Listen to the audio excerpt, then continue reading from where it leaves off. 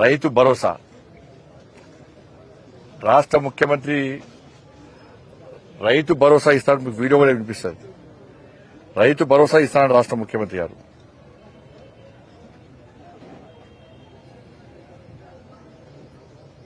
ఆయన మాటలు మర్చిపోయినట్టు ఒకసారి మీడియాలో వినిపిస్తారు. ఇక్కడ మళ్ళా 9,000 కోట్ల రూపాయలు రైతు భరోసా కార్యక్రమంలో భాగంగా మున్సిపల్ ఎన్నికలు ముగిసిన వెంటనే మీ ఖాతాలలో రైతు భరోసా నిధులు వేసే బాధ్యత రాష్ట్ర ప్రభుత్వం తీసుకుంటుంది. మొత్తానికి ఇది మొన్న ఫిబ్రవరి 4వ తారీఖు మిర్యాలగూడలో రాష్ట్ర ముఖ్యమంత్రిగా మాట్లాడారు. సరే, ఇట్లా 100 సార్లు మాట్లాడండి. ఆయన గాది గుడ్డు చూపెట్టి ఇలా గాది గుడ్డు కూడా ఇచ్చే పరిస్థితి లేదు. ముఖ్యమంత్రి గారి నోటి ద్వారా వచ్చే మాట ఒక శాసనం. అది ముఖ్యమంత్రి నేను ముఖ్యమంత్రి అనుకుంటే, ప్రస్తుతం రాష్ట్ర ముఖ్యమంత్రిని తెలంగాణ ప్రజలు ముఖ్యమంత్రిగా భావిస్తే, కానీ రాష్ట్ర ముఖ్యమంత్రి గారు ఇప్పటికీ అంతకుముందు సేమ్ బీఆర్ఎస్ పార్టీ లేదు. ఏం దేనిలో తేడా లేదు. వాళ్ళు ఏం చేసిర్రో, వాళ్ళకి ఎవరైతే శిక్షణ ఇచ్చిర్రో వాళ్ళని పట్టుకొచ్చుకొని రేవంత్ రెడ్డి గారు వాళ్ళ మంత్రులందరూ శిక్షణ పొందినట్టున్నారు. వాళ్ళు ఏ విమర్శలు చేస్తారో గవే విమర్శలు. వాళ్ళు ఎప్పుడు అప్పుడు గూడు పుటాన్ని చేసిరో వీళ్ళు ఇప్పుడు గదే చేస్తున్నారు. ఇచ్చిన మాట ఒక్కటి అమలు పోయారు. ఆచరణ సాధ్యంగానే హామీలు అన్ని ఇస్తారు, నమ్మించుకుంటారు, ఓట్లు వేస్తారు, లాపత్త లేకుండా పోతారు. ఇలా సాక్షాత్తు రాష్ట్ర ముఖ్యమంత్రి గారే మున్సిపల్ ఎన్నికల తర్వాత మీ అకౌంట్ లో పైసలు పడితే 9,000 కోట్ల రూపాయలు రెడీ ఉన్నాయి అన్నాడు. వీళ్ళు ఆల్రెడీ పంటలు వేసుకున్నారు, ప్రజలు ఎదురు చూస్తున్నారు. ఎవి నీ పైసలు? ఈ పైసలు ఎవి? ఎప్పుడు వేస్తారు? ఇప్పుడు మొట్టమొదటిసారి ఏం చేసిండు? 15,000 రూపాయలు రైతు భరోసా ఇస్తాడు. మొదటి విడత ఏనేయలే, తప్పించుకొని ఏం చేసిండు? రెండో విడత వేసిండు, మళ్ళీ వేస్తున్నాడు. ఇక మళ్ళీ ఇప్పుడు ఎప్పుడు వేస్తారంటే ఇప్పుడు ఏరియా రైతుల కష్టాలు, రైతులకు అవసరం పడాలి, రైతుల అవసరానికి సహాయం చేయాలని చెప్పి రాష్ట్ర ముఖ్యమంత్రి గారికి ఉండదు. వాళ్ళ ఆలోచనల్లో ఎన్నికల ప్రశ్నప్పుడు వేయాలి, ఓట్లు తీసుకోవాలి. ఎన్నికల సమయంలో రైతు భరోసా వేయాలి, లేకుంటే టీచర్లకు డిఏ ఒకటి ఇవ్వాలి, ఏదో ఒక హామీ సెట్ ఇవ్వాలి, ఓట్లు వేసుకోవాలి. ఓట్లు అయిపోయినాక మళ్ళీ ఇక లాపత్తలు కూడా మళ్ళీ ఏరిగా. ఇప్పుడు సర్పంచ్ అయిపోయినాయి, మున్సిపల్ ఎలక్షన్స్ అయిపోయినాయి, ఇప్పుడు జెడ్పీటీసీ ఎంపీటీసీ ఎన్నికలు ఉన్నాయి. ఈ ఒక జెడ్పీటీసీ ఎంపీటీసీ ఎన్నికలు వేస్తారంటే నాకు తెలిసి ఇస్తారా వచ్చి ఇక ఇస్తారో అది కూడా ఇవ్వకుండా వాతాలు పెడతారు ప్రజలు. దాని ఏం అనుమానం లేదు కదా. కానీ ఇప్పుడు జెడ్పీటీసీ ఎంపీటీసీ ఎన్నికలు పెట్టే ఆలోచన ప్రభుత్వం లేదు కాబట్టి ఇప్పుడు ఏడిగా ఇప్పుడు వేస్తానా మాట విషయం వేస్తారు కావచ్చు. ఇప్పుడు ఏడిగా మళ్ళీ ఎన్నికలు వస్తే మళ్ళా రైతు భరోసా అని చెప్పి మళ్ళీ ఒక విడుదల చేస్తారు. నెక్స్ట్ ఏడిగా మరిగా. ఎందుకంటే ఇలా ప్రజలు ఒక తప్పు నిర్ణయించుకున్నారు. మున్సిపల్ ఎన్నికల్లో, గ్రామ పంచాయతీ ఎన్నికల్లో రాష్ట్రంలో వాళ్ళకి ఎక్కువ సరికి మేము రైతు భరోసా ఇవ్వకుండా కూడా మాకు ఓట్లేసారు. మాకు డిఏలు పీఆర్సీ ఏం అమలు చేయకుండా కూడా మాకు ఓట్లేసారు. ఉద్యోగాలు ఇవ్వకుండా మాకు ఓట్లేసారు. 2,500 రూపాయలు ఇవ్వకుండా మాకు ఓట్లేసారు. 4,000 రూపాయలు ఆసరా పెన్షన్ ఇవ్వకుండా మాకు ఓట్లేసారు. నిరుద్యోగులు ఇవ్వకుండా మాకు ఓట్లేసారు. ఫీజు రియంబర్స్మెంట్ ఇవ్వకుండా మాకు ఓట్లేసారు. గ్రామ పంచాయతీలకు, మున్సిపల్కి ఒక్క పైసా ఇవ్వకుండా మాకు ఓట్లు వేసారని చెప్పి ఒక అహంకారము ఇలా కాంగ్రెస్ పార్టీ ప్రభుత్వం లోపల వచ్చేసింది. దానికి మనమే కారణం. కాబట్టి ఇప్పుడు ఏం చేస్తారు? జెడ్పీటీసీ ఎంపీటీసీ ఎన్నికల్లో కాంగ్రెస్ పార్టీ ప్రభుత్వానికి గుణపాఠం చెప్తే రైతు భరోసా రెగ్యులర్ గా వస్తుంది. మీరు ఇప్పుడు ఒక విడత వేసాక మళ్ళా మాకు రైతు భరోసా వేసండి మీకు ఓటు గుర్తారనుకోరు, నెక్స్ట్ రాదిగా. ఎందుకంటే రేవంత్ రెడ్డి ఢిల్లీ చెప్పుకున్నారు, సార్ మన హామీలన్నీ గాలి కొలేస్తాం, మేము ఏం చేయకుండా ప్రజలు మాకు ఓట్లు వేస్తున్నారని చెప్పి ఆడ చెప్పొచ్చిండు. అందుకే నా కేబినెట్ సమావేశం జరిగితే రాష్ట్ర ముఖ్యమంత్రి స్థాయిలో ఉన్నటువంటి ముఖ్యమంత్రి గారు మిర్యాలగూడ సభలో రైతు బంధు వేస్తా 9,000 కోట్ల రూపాయలు రెడీ ఉన్నాయి వేస్తా అన్న ముఖ్యమంత్రి గారు నిన్న కేబినెట్ సమావేశంలో ఎందుకు దాని గురించి చర్చ జరగలేదు? రైతు భరోసా గురించి చర్చ ఎందుకు జరగలేదు? కానీ రైతు భరోసా వేసే ఉద్దేశం లేదు. రైతులు ఆలోచించాలి. ఇప్పటికీ ఈ 2 విడతలు కలిపి 20,000 కోట్ల రూపాయలు కేటాయించాలి బడ్జెట్. ఇక నెక్స్ట్ రెడీ ఉన్నది. నాకు తెలిసి 3 విడతలు ఇప్పుడు ఇవ్వాల్సిందే. ఇక 3 విడతలు వచ్చి 27,000 కోట్ల రూపాయలు ఇవ్వాలి. ఇస్తారా ఇయ్యరా? మళ్ళా ఇప్పుడు ఒకటి పాతది మొదటి ఎందుకు నువ్వు ఇస్తానదే ఎన్నికల తర్వాత మొదటి విడత ఎందుకు ఇవ్వను చెప్పరాదు, కారణం ఏంది? ఇది మాకే తెలియంది, ఈ ఎగ్గొట్టే బుద్ధులని మాకే ఉన్నాయి, మాయమాటలు చెప్పే తెలివి మాకే ఉంది అనుకుంటే మీకంటే ఎక్కువ మీ కోటేసిన ప్రజలకు తెలివి ఇక్కుంటారు. రాసిపెట్టుకోండి. ఇట్లా మోసం చేస్తేనే బీఆర్ఎస్ పార్టీ ఇంట్లో కూర్చోబెట్టారు. ఇలా మీరు మోసం చేస్తే మీ విషయంలో కూడా ప్రజలు ఆలోచిస్తున్నారు కూడా. మొదటి విడత వేయాలి, ఇప్పుడు ఈ విడత వేయాలి, నెక్స్ట్ విడత కూడా కలిపి ఇప్పుడు వేస్తే రైతులకు ఉపయోగపడుతుంది. రాష్ట్ర ప్రభుత్వం ఇస్తుందా ఇదా? ఇవాళ లేఖ రాసిన రాష్ట్ర ముఖ్యమంత్రి గారికి లేఖ రాసిన, మీరు వెంటనే రైతు భరోసా రైతుల అకౌంట్లోకి వేసి రైతులు కష్టాల్లో ఇబ్బందులు ఉన్నారు, వారిని ఆదుకోవాల్సిన బాధ్యత రాష్ట్ర ప్రభుత్వం మీద ఉంది. ఇది గనక వేయకుంటే, ఇప్పటికే రామచంద్ర గారు వాళ్ళ ఫోన్ చేసి నాకు రైతు భరోసా వేయకుంటే కిసాన్ మోర్చా ఆధ్వర్యంలో ఆందోళన చేపట్టడానికి సిద్దంగా ఉన్నామని చెప్పి మా రాష్ట్ర అధ్యక్షుడు రామచంద్ర గారు చెప్పారు. కాబట్టి రాష్ట్ర ప్రభుత్వం స్పందించకుంటే, రాష్ట్ర ముఖ్యమంత్రి స్పందించకుంటే 100% రాష్ట్ర భారతీయ జనతా పార్టీ రామచంద్ర గారి నేతృత్వంలో ఆందోళన చేయడానికి సిద్దంగా ఉందన్న విషయాన్ని నేను రాష్ట్ర ప్రభుత్వం తెలియజేస్తున్నా. మీ మాయ మాటలు, మోసపూరితమైన మాటలు సాగాయి, దాన్ని గుర్తుంచుకోవాల్సిందిగా నేను అప్పీల్ చేస్తాను. ఇప్పుడు ఈ రాష్ట్ర ప్రభుత్వం వచ్చాక ఒక్కలు కట్టించిందా? సొంతగా అన్ని కూల్చివేతలే, మొదటి నుంచి ఇప్పటి వరకు కూడా కూల్చివేతలే. ఇది కూల్చివేతల ప్రభుత్వం. ఇది ఇలా ప్రజలందరూ, తెలంగాణలో రాష్ట్ర ప్రజలందరూ కూడా కష్టపడి చిన్న చిన్న ఇండ్లు కట్టుకున్న ప్రజలందరూ కూడా ఇబ్బంది పడుతున్నారు. మా ఇల్లు ఉంటుందా, కూలుతుందా? ఎప్పుడు ఏం కట్టించి ఏం కూల్స్తారో వదిలేదు. ఇలా భూదాన్ భూములు అంటున్నారు. అసలు రాష్ట్ర ప్రభుత్వము ఆడ కట్టుకున్నది పెద్ద పెద్ద బిల్డింగ్ లేదు, పేదోళ్లే కట్టుకున్నది. నువ్వు పేదోళ్ళకి, ఇదే రాష్ట్ర ముఖ్యమంత్రి గారు ఏమన్నారు? గతంలో బీఆర్ఎస్ పార్టీ ప్రభుత్వం కూల్స్తే పాపం తగులుతుంది మీకు, ఇంకా కూల్చి పేదోళ్ళు ఇల్లు కూల్స్తారా? కట్టుకుంటప్పుడు ఏం బీకిరు మీరు అన్నాడు రాష్ట్ర ముఖ్యమంత్రి గారు. కట్టుకుంటప్పుడు ఏం బీకిరు మీరు, ఇప్పుడు కూల్స్తారా అన్నాడు. నేను ఇప్పుడు అడుగుతున్నా, ఇప్పుడు కూల్చడానికి కారణమేంది? ముఖ్యమంత్రిగా లేనప్పుడు ఒక మాట, ముఖ్యమంత్రి ఉన్నప్పుడు ఒక మాట. ఇలా కాస్ట్లీ భూములు అంటే కాస్ట్లీ భూములు, పేదోళ్ళు వాళ్ళు కాస్ట్లీ భూమి అని వేసుకోలే, వాళ్ళు బిల్లు కట్టుకోలే.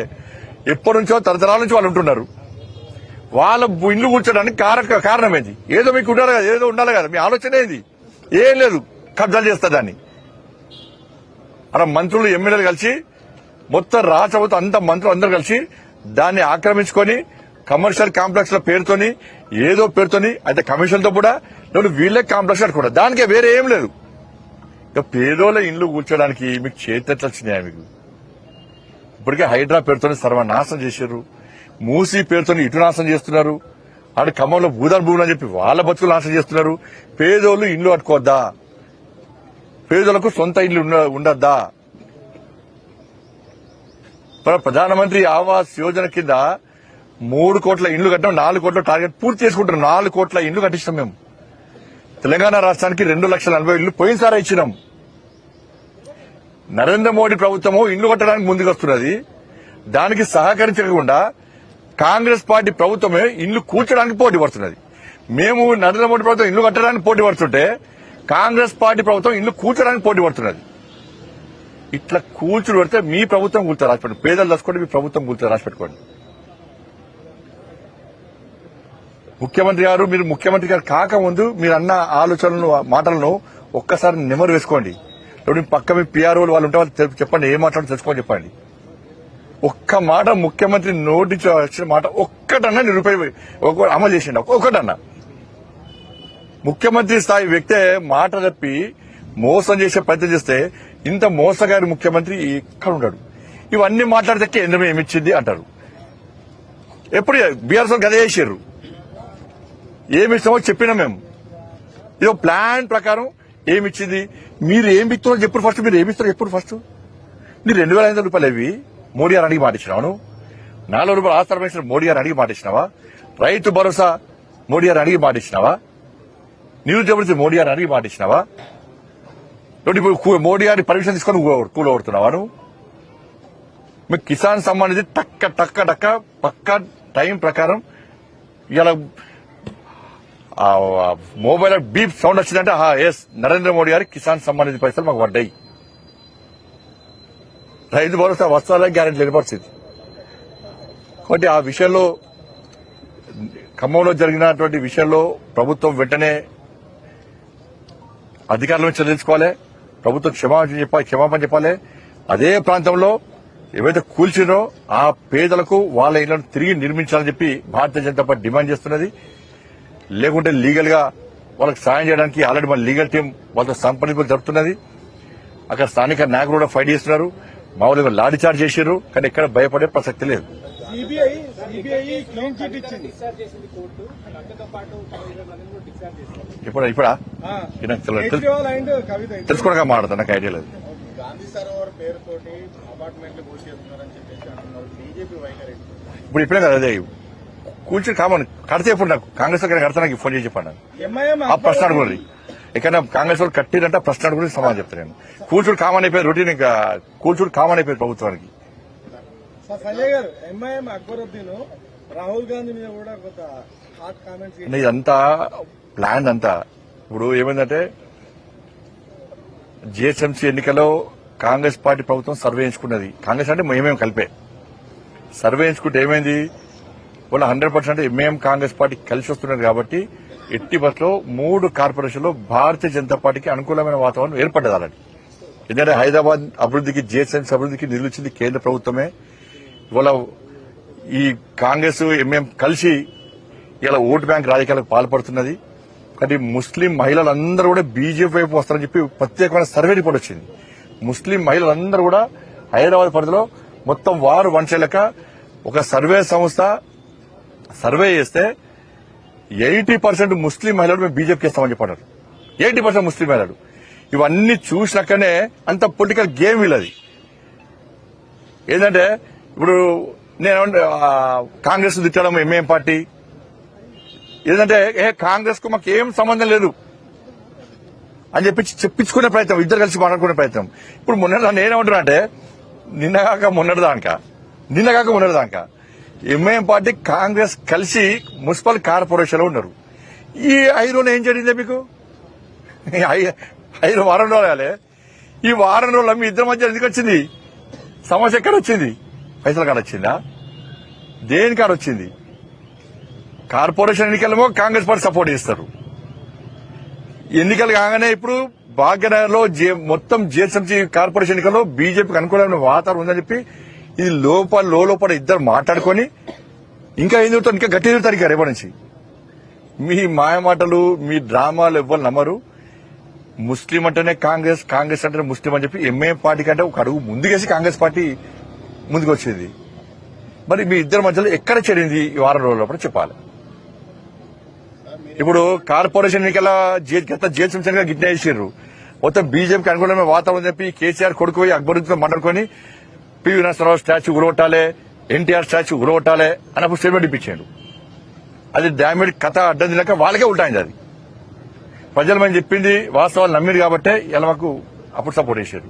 కాబట్టి ఎంఐఎంను కాంగ్రెస్ పార్టీని వేరు అని చెప్పి ప్రజలు చూసే పరిస్థితులు లేరు. ఇలా అసదుద్దీన్ ఓవైసీమో కాంగ్రెస్ అంటాడు, అక్బరుద్దీన్ ఓవైసీమో అప్పుడప్పుడు బీఆర్ఎస్ అంటాడు. ఏంటంటే వాళ్ళ బిజినెస్ పార్ట్నర్స్ వాళ్ళకున్నారు, ఈయన బిజినెస్ పార్ట్నర్ ఈయనకున్నారు. ఇది పరిస్థితి. మీరేమో ఇట్లా అంటున్నారు, ఆయన యోగి ఆదిత్యనాథ్, రేవంత్ రెడ్డి ఇద్దరు ఒకటే. ఆయన బీజేపీ కాంగ్రెస్ కానీ దర్గాలు తర్వాత ఏడ దర్గా కూడా తెలంగాణ రాష్ట్రంలో అంత గేమ్ అంతే. ఎందుకంటే హైదరాబాద్ లో ముత్యాలమ్మ గుడి కూల్చేశారు, ఒక మసీదు కూల్చిరా మసీదు కూర్చోంటారు మేము. ముత్యాలమ్మ గుడి కూల్చేశారు, పెద్దమ్మ తల్లి జుబ్లీలో కూల్చేశారు, నవగ్రహాల గుడి కూల్చేశారు, షాద్నగర్లో కూల్చేశారు, సంతోషంలో కూల్చేశారు, పాత బస్సులో కూల్చేశారు, నిన్న మన చాందనగుట్టలో కూల్చేశారు, బాన్స్వాల్లో కూల్చేశారు. ఇట్లా అన్ని రకాలు చేస్తున్నారు. ఇదంతా ఏంటంటే భాగ్యనగర్లో చర్చ జరుగుతున్నది. ఈ కాంగ్రెస్ పార్టీ వచ్చినాక ఎంఐఎం పార్టీకి భయపడి ఈ దేవాలయాల కూల్చివేత ఏంది అని చెప్పి చర్చ జరుగుతుంది. అంటే వీళ్ళు కొత్తగా స్టార్ట్ చేశారు. ఇప్పుడు ఈ సినారియోలో బండి సంజయ్ మొత్తం తన బృందంతో కలిసి భాగ్యలక్ష్మి టెంపుల్ కు పోవడాన్ని ఎలా చూడొచ్చు? బృందం ఏం లేదన్న, ఇది ఎన్నికల ముందు మేము ఆల్రెడీ బహిరంగ సభ ఇప్పినాం. మేము కరీంనగర్లో మా మహాశక్తి అమ్మవారి యొక్క కరుణా కటాక్షంతో పోటీ చేస్తున్నాం. ఆ తల్లి ఆశీర్వాదం మాకు ఉండాలని చెప్పి వేడుకుంటున్నాము. అని చెప్పి మొక్కున్నాం. అదే సందర్భంలో మా గౌరవ కార్పొరేటర్లందరూ కూడా భాగ్యలక్ష్మి అమ్మవారు ఎంత పవర్ఫుల్ మీకు తెలుసు, మాకు తెలుసు. కాబట్టి అటువంటి ఆ తల్లి దర్శనం చేసుకోవడం రాజకీయ కోణంతో చూసింది కాదు. కాబట్టి ఆ తల్లి దర్శనం చేసుకోవడం 10 చేసుకుంటే ఇప్పుడు కాదు. హైదరాబాద్ జేఎస్ఎంసీ గెలిచినప్పుడు తీసుకుపోయినాం, అంతం కూడా పోయినాం, 10 దర్శించుకోవడం. కాబట్టి దానిలో భాగంగానే ఆ తల్లి దర్శనం కోసం మాత్రం పోయినాం. ఇక అన్ని ఎందుకంటే మీ నోటీస్ వచ్చిందా? కరీంనగర్ లో 4500 ఇండ్లు నిషేధిత జాబితాలో ఉన్నాయని చెప్పేసి అధికారులు గుర్తించారు. కూర్చోవచ్చు, అవి కూడా కూర్చోవచ్చు. అది మీ నోటీస్కి వచ్చిందా? మాకు రాలేదు. మీరు ఎట్లా స్పందిస్తారు? నోటీస్ వచ్చాక దాన్ని తెలుసుకోవడానికి మాట్లాడతామన్నా. కాళేశ్వరంలో అవినీతి జరిగింది అనుకుంటున్నారా? బీఆర్ఎస్ కు బీజేపీ సహకరించింది అనేది కాంగ్రెస్ చేస్తున్నారు. ఎందుకు ఎట్లా సహకరించింది? కాళేశ్వరం ఏటీఎం అని చెప్పి మాట్లాడిందే మేము. ఇలా రాష్ట్ర ప్రభుత్వం ఏం చేయాలి? కాళేశ్వరం అవినీతి జరిగింది, 1,00,000 కోట్ల అవినీతి, 1,50,000 కోట్ల అవినీతి జరిగిందా? ఇప్పుడు 9,000 కోట్ల అవినీతి జరిగిందా? రాష్ట్ర ముఖ్యమంత్రికి విచారణ చేసే దమ్ము నాకు లేదు. కేసీఆర్ కుటుంబాన్ని అరెస్ట్ చేసే పౌరుషము, రేషము, రోషము మాకు లేదు. మాతో కాదు, నాకు చేత కాదని చెప్పండి, మేము చూసుకుంటాం. అప్పుడు ఆలోచిస్తాం. ధన్యవాదాలు అన్న.